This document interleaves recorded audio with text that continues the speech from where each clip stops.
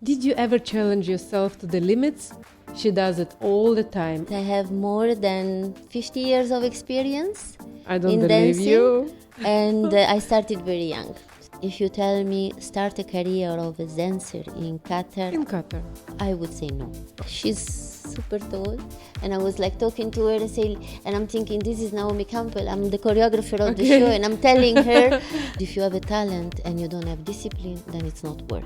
You concentrate on the movements, on the choreography that we are busy with now, and later you go do your tiki-toki, taki-tuki things. And you are riding a bike which 500 kg. How is that possible? So you are like a ballerina on the bike. If I tell you that I was the first one in Qatar to receive a trophy from the Ministry of Culture.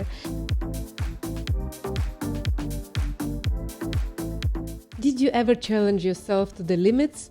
She does it all the time. I mean, learn a new language in just 1 month, or ride a bike that almost 100 times heavier than your actual weight, or prepare a dance for the National Museum that won 5 awards. Let me present choreographer Enrica. Thank you for coming for Fashion Podcast, Enrica. Thank you for inviting me. My pleasure. So how many years are you dancing? When did you start? Tricky question, eh? Well, let's say that I have more than 50 years of experience I don't in believe dancing, you. and I started very young. So that's good for you. Yeah, absolutely. 50 years of experience. Unbelievable. Why did you choose this career? You was ballerina in the beginning, right?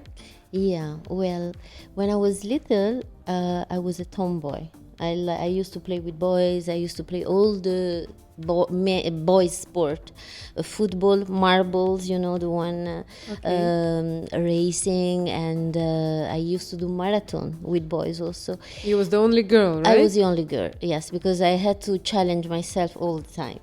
And then my mother one day thought, maybe she should do something more graceful. And they actually opened a ballet school near my house, so I started to do ballet. I wasn't really like crazy about ballet, but after a while I became like a passion. Which city in Italy crazy about ballet? Tell me, where did you born? I was born in Como, Italy. Como? Yes, Oh, yes. beautiful place. Lake of Como, very nice, yeah. So, yes, that's when I started then. And So it was your mom idea, basically? yes, because my mother was actually a dancer when she was young. I mean, she see. used to do classical ballet. And I have a sister, so she decided to put both of us in a ballet school. And from there, I actually never stopped. I went through different disciplines, from classical ballet to hip-hop, modern dance, contemporary dance. At the time, was very famous contemporary dance. I work with Bob Wilson, with a lot of very, very nice choreographer. I traveled almost all over the world with dancing. And then I belonged to a company. I was working in different dance companies. So yeah, it was all my career. All what I've done in my life is actually dancing and doing choreography. Yeah. Nice. Do you think it's more of discipline or it's more of a talent? Or is it both, in which percentage? Well, both. Because if you have a talent and you don't have discipline, then it's not worth. You can't do anything. Classical ballet, especially, it needs at least 8 hours of exercising a day. It's a commitment. It has a lot of strength on your body. It needs a lot of strength for your body, but also from your mind, because you have to give up a lot of things. For example, when I was little, all my friends, they used to go ski. They used to, when also a little bit older, ride a little bike, and I couldn't do anything of that. I had to be careful of some of the sport I was doing, because if I broke a leg or I broke, so it's a commitment and also a lot of sacrifice. You never regret, for example, like, Mama, why you didn't make me do this? I should play with the kids instead of practicing 8 hours. No, because after all the life I lived and the things I've done, and honestly the achievement that I reached for myself, of course, I could never regret. No, actually I would say thank you, yeah. Never. What is the most amazing moment when you are dancing? What exactly in the dance, in the process, making you happy? Well, I always thought the moment I go on stage and I'm not scared of the stage. I'm not scared of performing beautifully. I don't have this butterfly like when you fall in love, fall in love for the first time. Then it's time for me to stop, or it's not important anymore. So I can say that it's before going on the stage. This is the most beautiful moment, when everything in your stomach is going like grr, grr, grr, grr, grr, You're nervous, like this. always. Of course, always. Doesn't matter how many years of experience, how many projects, how many stage I've seen, I'm always nervous. Always. How much time it takes you to create, like, for example, you have a new project, a new dance, a new thing to prepare. How much time it take you from creation to the actual product to go be out? Well, depends of the project, because for me, I do a study. I go back to the roots of what it is, the project itself. I don't like to make choreography where there is, all this dancing, and I cannot stand it, actually. I mean, I support every kind of expression dance, but sometimes it's too much. So I go back to the roots, the meaning of the project, what the topics or what they want to express, the client, what is the whole thing. And then I make some researches, even with the costume, with the movement. And then when I start to work with the dancers, when I choose the team, I also take from them. For me, it's like, it's not my work only, it's really a teamwork, because from their movements, their style, their body expression, I create my own movement. So it can be always something new, something different. So you learn from other people. It's not like, no, you're wrong, I do only like I say. No. You like a sponge, you taking it from them, right? I don't learn from looking at things. I learn from the body expression of the people I choose to work with me. And I give them the chance to express themselves. And then, of course, I turn it into whatever has to be the choreography. But this is what I love. What should be the dancer look like or behave like for you to choose him to be part of your team? Well, definitely he needs to know how to listen to the music. He needs to have deep feelings. He needs to dance because he loves dancing, and not because it's money business or just to show off. And body-wise, it doesn't matter, because there is not really, for me, I mean, the size of the body. Yeah, it doesn't matter, of course. I mean, it depends also, again, what is the choreography, and sometimes what the clients want with who I'm working. But that I can see the movements in his body. This is the important thing for me. What is in my mind, I can see him in his body, see it in his body. That's very important. What is the tip that you would give to a choreographer, how to hold? I work with you in Orido project. I saw how you was managing people. It's amazing. They listen to your voice, like, even if it's so crowd and you start speaking, it's a silence. People respect you and listen to you. How do you hold this? How do you get this? No. It's a matter of discipline. This is another thing you asked me before, when you choose someone, a dancer.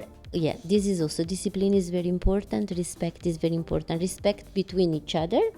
And they know, because during my rehearsal, there's so many rules. I have an assistant. Sorry? For example, which rule? For example, wherever we are, with whatever place we take, everything has to be clean, because I provide food for them and everything, so they know they have to eat in a specific place, and everything after has to be clean.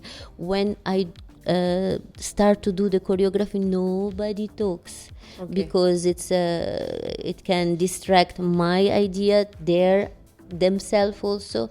So this is very important. And also, because today there is all this TikTok ding ding ding, that they're doing. So sometimes during a rehearsal, you see people taking their phone, going on the side and doing their TikTok. I cannot stand that. You concentrate on the movements, on the choreography that we are busy with now, and later you go do your tiki-taki-taki-tuki things. That's it. Very important for me. They know, because I get very angry. And the first thing I say to them, I'm very kind, I'm very sweet, I'm very understandable. But I'm Italian. But when I'm emotional, that's for sure. When I get upset, then that's it. And they know. So that's why you see that everybody's very quiet. Absolutely. But it's important, or else you cannot work. You can't do anything, especially because they're all very young. I mean, so they are their mind is everywhere. So that's why.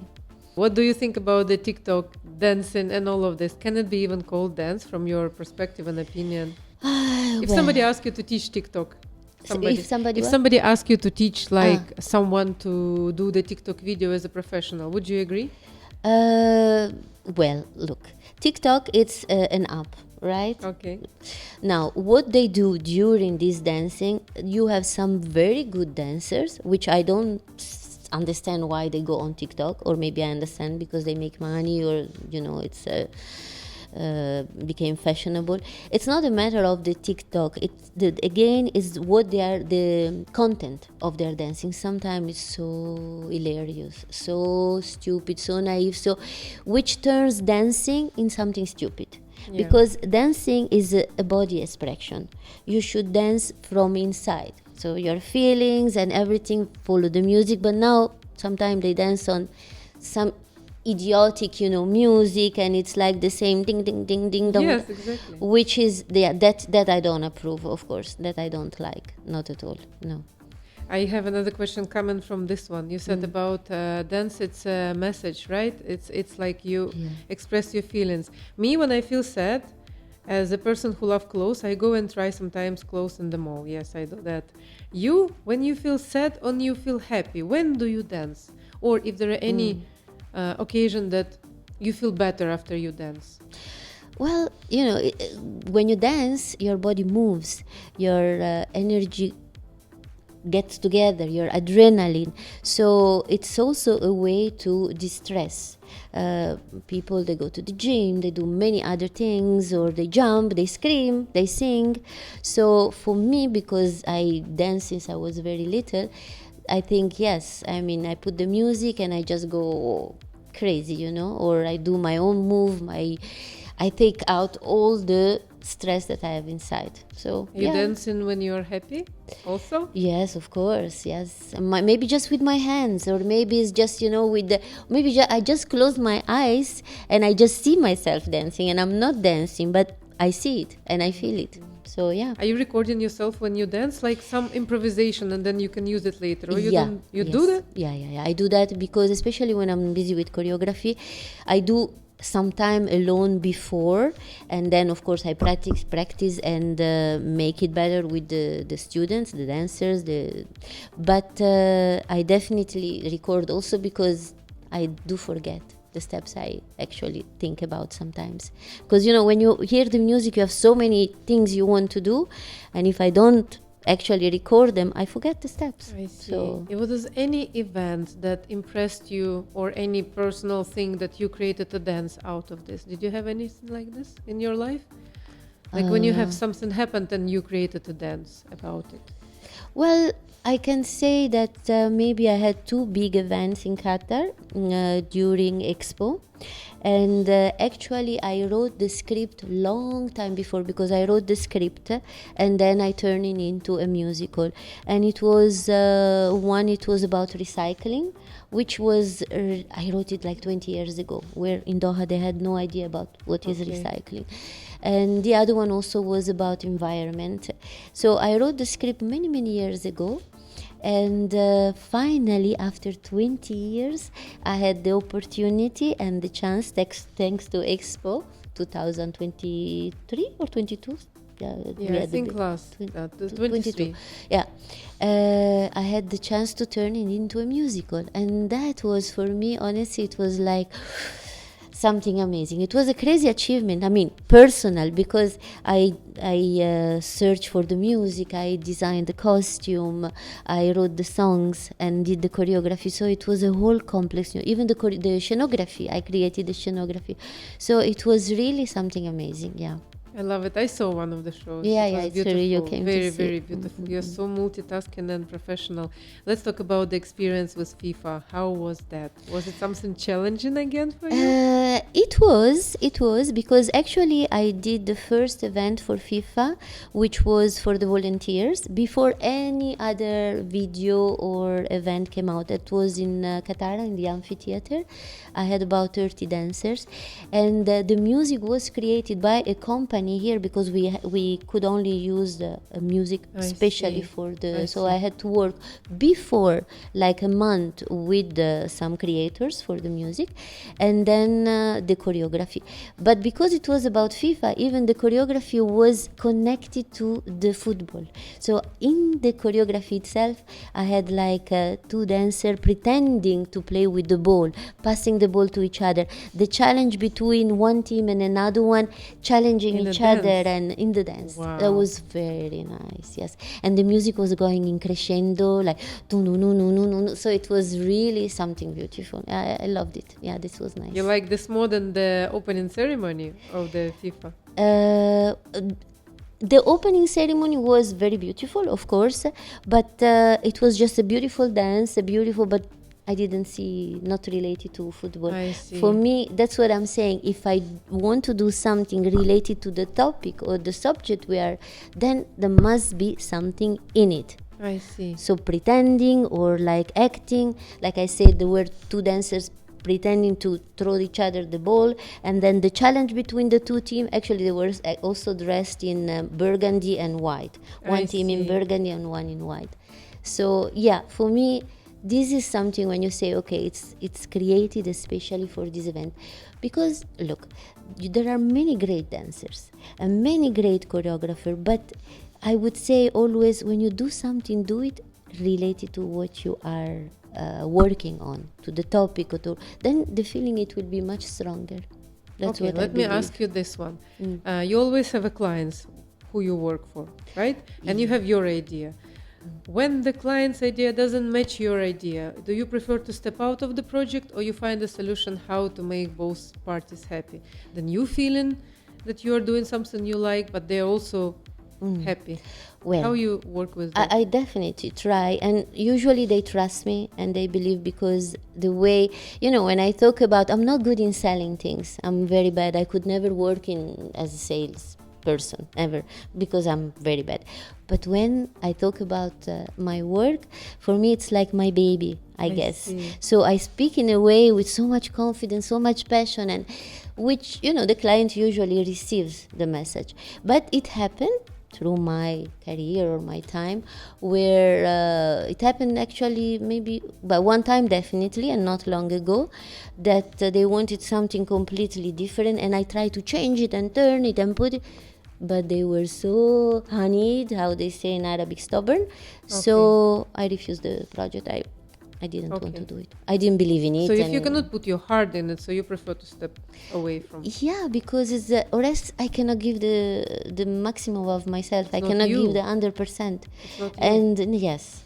And then I don't know how to deal with it, because I believe that everything you do with your heart, it's a gift also, and you do the best. If you don't put your heart, then it's like I prefer not to do it. Yeah. Okay, tell me about one more amazing project. It's the Qatar National Museum dancing project, that even in the Qatar Airways you can see that video, and it won 5 awards. And what was the most challenging thing about preparing that? Everything, because it took a long month. How much time you spent to prepare? More than, I think in total 2 months, but the choreography was short. The video is it's the music of Dan Alfardan, Elodir, and it was a big challenge, because in my mind I know, okay, this is Qatar National Museum. I'm dealing with culture, tradition, museum authority, modesty, galleries, because each choreography was done in each gallery, the National Museum as Mary Gallery, and you have different pieces of art, and then you think, okay, what am I going to do here? These are, I don't know, archaeological report, or paintings, or I don't know. So you think, what am I? So it was really a big study, and to make something that would merge with the museum, would not hurt the feelings or have any contrast with the culture, the tradition. It was very hard. So I worked very close with the client itself, and with the dancer. at the end it was very beautiful. It was again there, I think, it's sometimes it's like it comes from above. I don't know, because of course with also the direction of the client, which was amazing. This girl was amazing. We did an amazing job, but it was a big challenge. Yeah. I want to ask you, when you have to teach other person to dance. Okay, one thing when you have a perfect idea how it's supposed to be in your mind, you create choreography. But when you see another dancer come with the different experience, maybe some diva in her mind, right? And you need to teach her to do things that you think is the best. How you meet somewhere in the middle? Yeah, diva problem. That's a big problem, and they don't last diva very long with me, because for me everybody is the same. And yes, I had experience sometimes where they, girls dancers, they come, they put their legs here, and they do crazy things and pirouette and jump, and they say, one second, we don't need that. We don't need that at all. So with talking and understanding, we reach to a point. We find a meeting point where she has or he has to understand what is in my mind and how I can, with her body and her movement, merge the things together. And I never had problems, actually. Was it easy with the dancer for National Museum project? Okay, that was a project a little bit also with many challenges, because the dancer, she was great. She was good. She had her own style, which I wanted to change a bit, because I wanted to make it a little bit more softer and smooth. She was a little bit too like that. But at the end it was okay. At the end we worked a lot, but at the end it went out. Maybe it takes some time to break the ice, maybe 1 meeting, 2 meeting. How much time it takes you to make people understand how you feel the choreography from them? Look, somehow it's like that. You're the choreographer and you choose some dancers, so they need to know that you are the choreographer. Okay. So the vision is yours, the project is yours, and you want to share it and to merge it with them, but they have to follow what is your vision first. So it doesn't take much time, because even if it does not work, then it means we cannot work together. I see. That's so another buttons need to be pressed out of your circle. Sorry. I say another buttons need to be pressed. Yeah. Not by you, so the person understands where he stands, right? Yes, it's very important, because I did that when I was younger. I didn't start as a choreographer. I started as a dancer, so I had to follow all those choreographers. And you need to believe in the choreographer, because you need to believe that this is what is supposed to be. So you can give as much as you want, but he has a vision. So you need to trust 100% the person in front of you, or else there is also no respect. It's also a matter of respect. Let's go back and speak about that. One of the very famous people, he wrote a book and he mentioned you in the book. So tell me a little bit more about that. Helmut Newton. Helmut Newton was an amazing photographer during the 80s, even before we all know him. Was an amazing project working with him.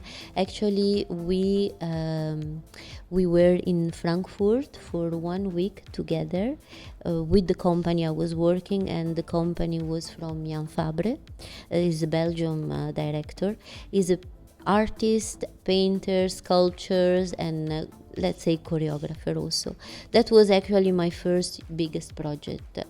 And so we created a performance. The debut was in Italy many years ago, and Helmut Newton was fascinated by the project, that asked to make a book out of it, and invited us in Frankfurt for a week. All the troupe went to Frankfurt at the time, and it took pictures non-stop. I remember there is a picture on the book of myself standing on my point shoes, with my hair tied in unicorn. You have this And picture, right? yeah, I have the Okay. picture, and I was standing on my pointe shoes, and of course I knew I was working with Helmut Newton. I was like, but on pointe shoes, when you stand, you lose balance. I don't know how. I was just standing and standing, and he was like taking his time, and he was telling me, "Don't worry, it's fine, it's fine." And I was standing there and like, I was very young, and I think after that I might have fainted because all your energy. So the thing, it's like when you work with somebody so professional and that gives you so much energy, you also learn how to the commitment and how beautiful it is to really give everything. And you give everything, like where all your muscles are like itching, you feel like, and the veins and everything is popping out, and then after it's like you collapse. You collapse because everything is gone. So, but it was beautiful, beautiful, beautiful. And the book actually, it was published after. Even more, years ago, I was watching a program on TV about Helmut Newton and the studio, and they're taking like a video around, and I see my picture on the wall. Oh my God. Yeah, my skin and my stomach, everything went, So this is when you say, I did all this and I have to feel proud of myself, Yes, you should be. You should be. Mm-mm. You work with different celebrities also. Naomi Campbell, you work with her. How was that happen? That was also, it was in Lebanon. It was nice. It was strange. She's super tall. And I was like talking to her and I'm thinking, this is Naomi Kampbell. I'm the choreographer of the show, and I'm telling her, yes, you have to enter, and then you have to. And I'm thinking, she's gone, because I know her character is terrible. Everybody knows all over the world that she has an horrible character. I mean, she's very. But I think she saw me so tiny and so harmless, and she said, yes, darling, okay, she's looking at me now, and she said, it's okay, I got it, no problem. So it was a nice experience. And she was very kind, but I was very scared, honestly. Yeah. I see. Mm-hmm. Nice, you passed it. So each experience given you something. So what did you learn from that first show that happened to be a book? How did you feel about it? The book about yeah. I told you, like, it's like commitment, and when you want something in life, you need to go for it. You need to do anything. I mean, respect yourself always, but work hard, and believe in that you can do it. That's what I think gave me the energy to do everything I did in my life. Even the experience with Jan Fabre, where we did things that I cannot even imagine. I mean, at the time, it was so much à l'avant-garde. I mean, time out. It was like, if you want to say, in this century. And I'm talking about 30 years ago, even more. See.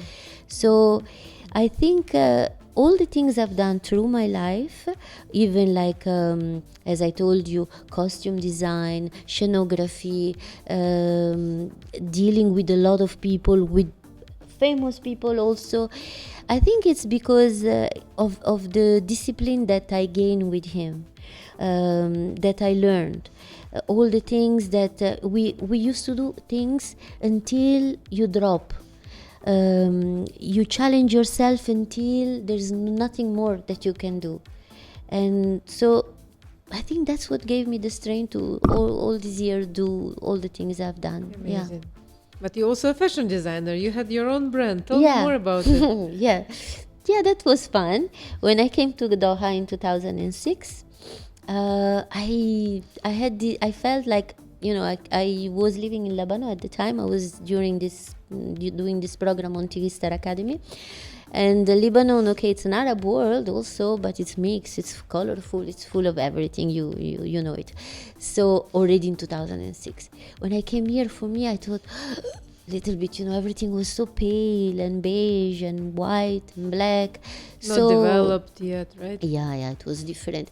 So I decided with my sister, because at the time she was the manager of a silk shop in Italy, in Como, I decided to design some abaya. Different style, different color, different shape. different. I thought, okay, I launch them. If they like it, good. If they don't like it, okay, I will wear them myself. Silk abaya is expensive. Yeah, yes, and they were in silk. So the challenge was that, and the new thing it was that it's in silk, because you know the ladies here, they sit down, they go in the car, they move, and the abaya, if it's not proper material, it will wrinkle. So we said, let's do it in silk. And then the good thing is that in Italy you have all these designers like Roberto Vacca, Versace, a lot of different designers which have their material in factory. So I used to go to the factory and buy the leftover of the material from the year before, and attach it to the abaya, so make the wings, make the collar, so when I brought the abaya to Doha, for example, you could see that you had some of the design. The abaya was black, of course, because basically it had to be black, but it had some decoration from the real material of that was going to be on fashion the year later with Versace or I should have asked you to wear it. Do you still have some of those? Yeah, I do have some. We will put it in the video. Okay. We will put it. You will show me. Okay. That's amazing. So what happened to the brand now? Okay. At the time, it was bought by Nasser bin Khaled, and there was a shop in Salwa Road that bought the whole collection, and there was at Shark Hotel also. They had a beautiful shop, and it was bought by them. So I did it 1 year, and then different story. I started to work with the theater, with the National Theater here in Qatar. I was not that free anymore because it meant going to Italy, look at the collection, looking at the production, choosing the material. I couldn't do that anymore, and I decided, okay, I'm living in Doha, let me get busy with Doha, concentrate with the theater here, and I didn't do it anymore. That's it. How did you, I just flash back from my mind, how did you give up on your career because of the family? Tell me about this. Well, I didn't give up 100%. Let's say that when I did the performance with Helmut Newton, because after the year, I forgot to tell you, we published the book, we had to propose the performance again in Frankfurt. So I was 3 months pregnant when I did it. And then I told my husband, I promise I will not travel anymore, I will be nice and I will stay at home. So I did it until the baby was born, my first son. And then I opened a ballet school. Oh. And then we traveled. I opened a ballet school, and that was in Belgium. In Belgium. I opened a ballet school, and then we traveled to Africa, in the jungle, because my husband used to buy diamonds. So, and then I opened a school there also. Wow. A ballet school there. And then after a few years we came. So I continue. I didn't stop. You stay true to your talent and to your... through my passion. Somehow I always did it. Because I have 2 boys. I don't have girls. So it's not that I could teach my girls, ballet and so feel keep the feeling. And my boys, they didn't like dancing. They didn't like ballet. So they like diamonds. No, actually, they one is a game designer, one is some other things that likes to do. So no, they didn't like not this and not that. And then I went to Lebanon. Then I opened another academia in Lebanon, academy school. It was amazing. It was working very well until I started to work for this program. Then the war started, and then I left Lebanon. But I never really left my passion, because somehow even when I was pregnant, if I tell you that I was 9 months pregnant, on Wednesday I gave the last ballet class, and on Saturday I delivered. It was Eastern time. After 3 weeks of Eastern holiday, I came back to teach. After 3 weeks? Yeah, I took my baby, I put him on, I was like a kid myself, so for me it was like a game. I put him in his cot, I put him on the table, I put the music, and I start to give the classes. It was fun. This is a true passion. This is craziness also, yeah. My husband thought it was craziness, not passion, but he followed everything, he never said anything, thank God for that. Yeah. That's amazing. Tell me, how did you learn Arabic in 1 month? That's another thing, yeah. It was so this TV program I had to do, Star Academy. They actually Star Academy 1. I work with the 8 finalists after the program. So when they saw the work I did with them, it was choreography and also self-confidence. They call it hudur al-masra, which it means like presence on stage. So I work on them. I work with them on all these important things.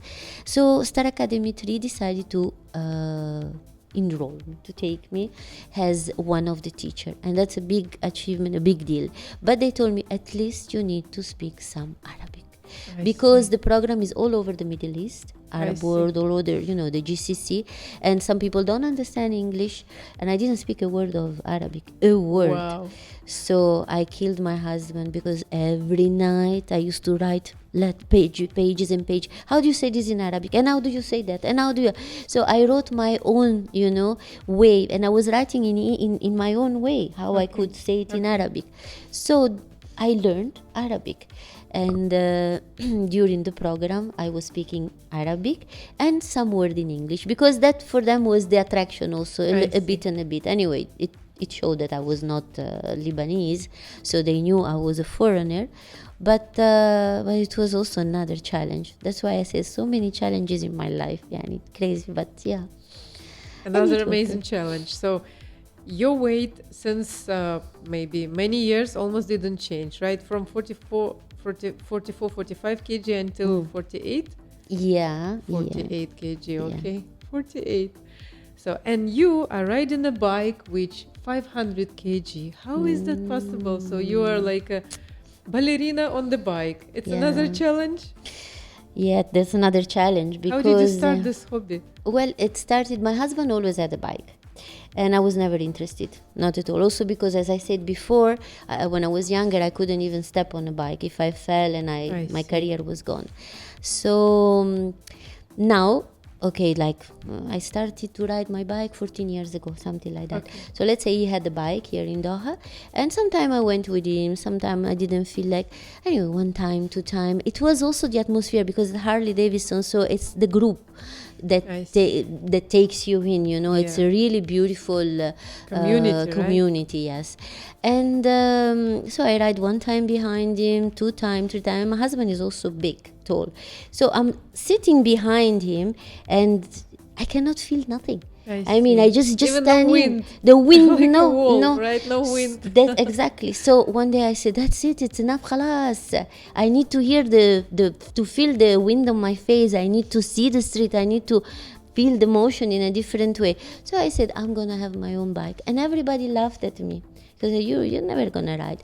So I started to take lessons here in Doha. Actually, I started to take my lessons, and then I had my first bike, my second bike, and then my third bike, and that's how it went. But what if it fell down? It's so huge, and I did fall so down small. 3 times. My goodness. I fell down 3 times. This is the marks I have. But the good thing is that, and the crazy things, I fell down, and the first time I fell like 20 meters. My bike flew to 20 meters, and I flew 20 meters the opposite side, because there was a problem with the bike. My rear brake was off, gone. So I stop only with the front brake, so I jump. But the good thing is that I roll. Maybe because as a dancer I'm used to, I don't know, or maybe because I'm light. So instead of sliding, I rolled. I got scratches, of course, but thank God nothing has happened. After this you ride again? Yeah. And when I stood up, it's like, where's my bike? Where's my bike? And they don't, wow. Are you okay? I didn't think of myself. I was thinking of so how the passion came to, even for the bike. Yeah. That's crazy. Tell me how you start to be, I don't know if it's the right word, to be addicted to gym, not addicted, to be in love with the gym. I think it started normally. Maybe because I thought I wanted to strengthen my muscles a little bit more, my legs more Was for it after the bike. the accident with the bike or before? No, it was not connected, but Not I thought, okay, because the bike is heavy, true. Harley Davidson is all Okay. metal, so it's heavy. And I had a certain point, I rode a Fat Boy, which is like 450, 500 kilo, and I barely touch with my feet, you know. Yeah. So when, of course, if it falls down, there are ways to pull it up, but at least able to control it. So I thought, okay, let me maybe go to the gym. And then it became like more, I got deeper into it, you know, because it also comes with a lifestyle. It changes your lifestyle, your diet, your way of eating, because you need to eat before the gym, you need to eat after the gym, you need to eat properly, because you know that your muscles grow through protein, and then carbs turns into protein. You know, it's a process. So you follow, it's not a diet, but it's a healthy diet.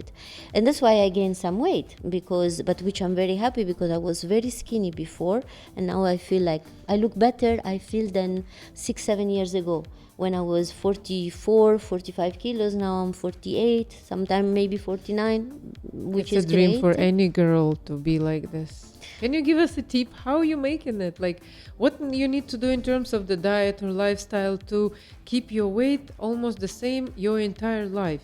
Like, it's very hard. We drop, we gain. How you Well, do I this? think because we think too much. Women think too much, honestly. Like, okay, I don't have to do this, I don't have to eat this, I don't have to eat that, I have to. So you eat just everything? I don't believe it. No, not like that. Eat healthy. Because, okay, for example, I used to eat sugar. I loved before sweets. And, okay, I didn't maybe gain because I was always, my metabolism is also quite fast, I think. see. But it's been like maybe 10 years I don't eat sugar. Sometimes, yes, I feel like eating something little, but sugar, it's very bad for your skin, it's very bad for your body, it's very bad for everything.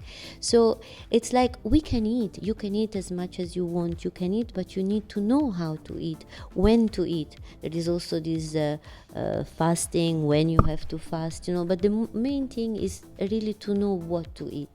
Okay. Lately, I took also a course in holistic medicine, and I got a degree in Okay. holistic medicine, Nice. and I learned even more.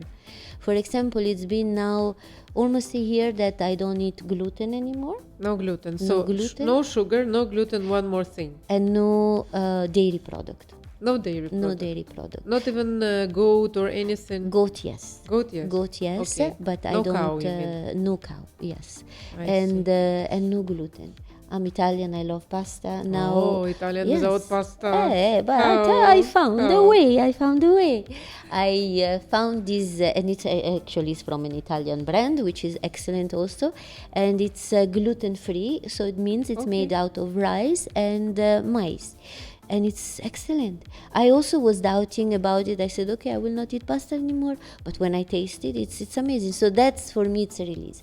Bread, I make my own bread. Yeah. So, and it's even much nicer. Because I realize, although I was training and everything, I felt like whenever I eat a plate of pasta, because I think, okay, today I have legs, so I need to eat a lot of carbs. But I felt like very heavy and bloated, especially gluten and dairy product. So you eliminate. It's like, in your life, you eliminate all the negative vibes, which is food, bad people, bad influence, everything that is bad, eliminate, and you will live better. That's amazing advice. Let's go back to the dancing career. If you would be a dancer who start career now, what would you recommend? Do you really believe that this is profession have a future, first of all? And then if somebody starting now, how they should start, where, what to do? Well, it depends where you are.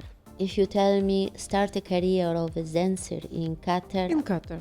I would say no, Okay. because it's the perspective of Qatar is different, because dancing has never been seen as something really, really special. I mean, really more than special. Limited. Sorry? Right? Limited. Yes, always limited. If I tell you that I was the first one in Qatar to receive a trophy from the Ministry of Culture, it was, I think, in 2010 2010, if I'm not wrong, for choreography, and I was dancing in that performance because the committee at the end thought I was dancing through the whole play. There was a beautiful story with actors, very famous actors, also very well-known actors, but the committee from the Ministry of Culture at the end could not close their eyes and say we didn't see that. I mean, the dancing was so deep and so related and connected to the play that they had to, and I didn't expect it. At that night I was in the theater when they gave the trophy to the best actor, best director and best writer, and then they said my name, and I was at the end of, because usually when you know something is gonna, you sit in right? front. I was at the end of the stage, at the end of the audience. I had to go down the whole thing, and there are videos out of that, and I thank God I was wearing sneakers. Imagine if I was wearing high heels, or they had to wait for me to go down.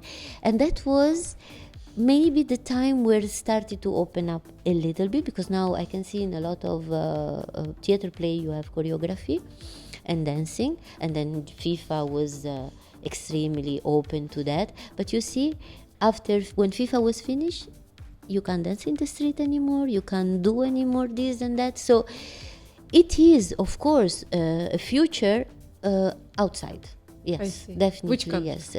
Europe, USA, Russian, definitely, many places, but not, I think, in the, well, GCC, I see Dubai, for example, they do, there's a lot of dancing everywhere, in events, but I would say outside. In the GCC, they're concentrating in other things, definitely, not in dancing. If you reverse back your dancing life, is there anything that you would do different, and you change something? I never thought about it, actually. I don't know. No, I don't think so. Probably it would be coming to Doha or not coming to Doha. I see. Because Doha was a big challenge, as I was saying. Like, did my dance experience improved in Doha, or not? Somehow yes, because in certain way, because Doha is so conservative that, for example, even in a dance performance, you cannot have the direct contact, or the feeling, the expression of feelings has to be very limited. So you have to find a way to express love or feelings, in a different way. Without, for example, in any other country, if there is a scene of love in the dances, you can just touch your hands, kiss each other. You cannot do here, so you have to do it in a telepathic way, in a different way, without doing this kind of gesture or like this, because but in a very nice artistic and so I don't know, but life, you can never say. I guess your destiny is somehow written, so you can never say what would have I changed. No, I think not. How do you think the industry, this last question to you, how do you think the industry will look in 10, 20, 50 years, the industry of dancing, the sculpture? Do you think ballet will be still there, or maybe some other contemporary things will be moving forward? Well, before we didn't know what hip-hop was. It was really maybe in America, but started later. Before it was started with classical ballet and contemporary expression dance. So I've seen things that I don't like at all, because it's over extra. So I don't know. I'm not sure, but already this AI and this new technology, this all new TikTok and all this, it's a little bit too much, but this is what's happening. So I wish we would go back to a little bit more to basic and purity, and the movement of the body as expression, and not just as moving without feelings and without anything. So I don't know, honestly, I don't know. Well, if anyone wants some real stuff, they can always come to Enrica. Well, She's still in Doha. Yeah, I'm still here. Yes, Still in yes. Doha for now. Thank you so much, Enrica. Thank It was a you. real pleasure and big honor to have you here. Oh, Thank you so much. Likewise. Thank you. Thank you. And be ready for more episodes for the Fashion Podcast.